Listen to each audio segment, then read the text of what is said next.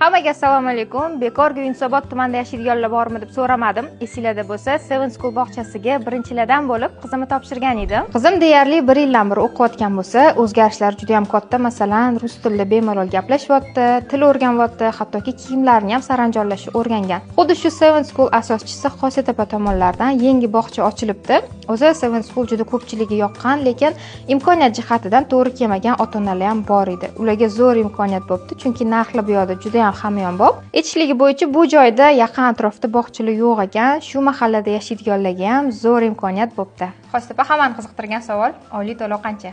Bu yoqda 2 xil tarif o'ylaganmiz. Ishlaydigan ota-onalarimiz uchun dushanbadan shanbagacha 2 million 600 tarifimiz bor.